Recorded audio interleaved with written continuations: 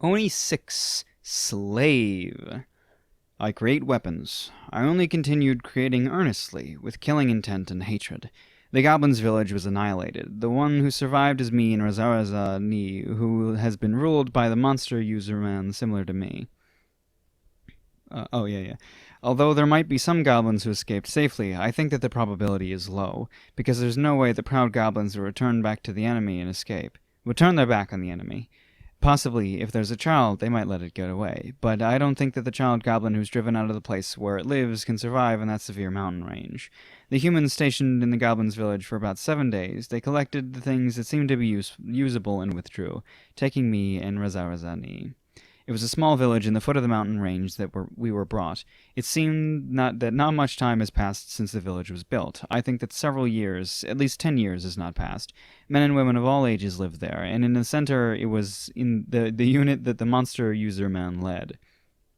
I think that the monster user man is probably a soldier of a country somewhere. Although the people of the subordinates have a bad atmosphere, elegance can be felt from the monster user man somehow. It might be because he's a former noble. I don't know his name yet. Because the monster user man used 2 kinds of ways to call him. Because I don't know the words, I don't know which one is the name. I think that one of it is probably the name and the other one is Captain. My body doesn't move as I want as usual. It only obeys the monster user man's orders. Razarazani was the same also, and even when he's with me, we can't even talk. I'm sure that Razarazani also has the killing intent boiling up in his heart similar to me.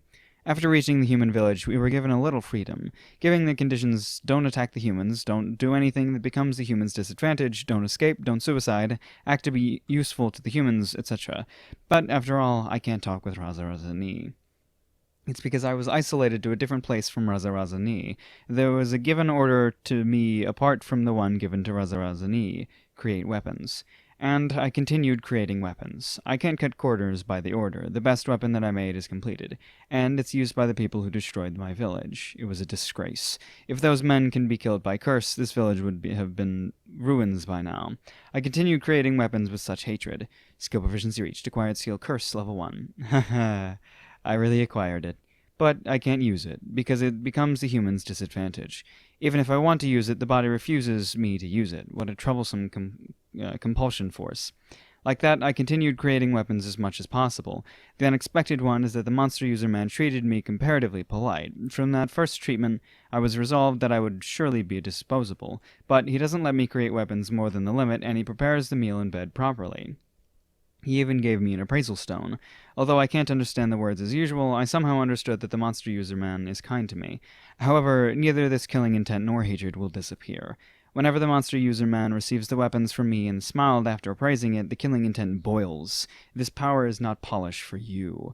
It seems that the monster user man have the appraisal stone similar to me, and it's one higher level than mine.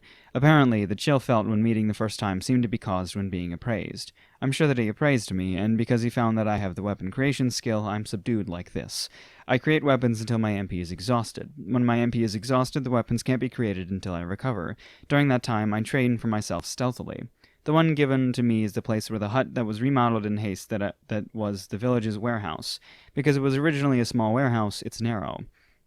And there's no one like the lookout attached to me who's made to obey the monster user man. It probably means that they trust the ability of the monster user man that much. I do muscle training that can be done in a narrow room, push-up, sit-up, dorsal muscles, squat, etc. I don't think that this can do anything, but it should be a gain even if it's a little. I don't intend to obey the monster user man forever. One day, I will definitely kill that man. There's no way to escape from that man's spell now, but I will wait for the chance. In order to make full use of the chance, I will get stronger even if it's only a little. Otherwise, the long-awaited chance will be wasted. To be honest, I don't know whether such a chance will even come or not, but I won't throw away the last hope, like I will give up. I continue flaring up this killing intent and hatred until the chance comes, while dreaming that the hellfire will burn up that man one day. Oh shit! Yeah, so he's still a slave. I don't know how he's gonna. I have no predictions to make. Um, maybe he'll get some sort of magical skill, or somebody will come save him. One of the two, probably.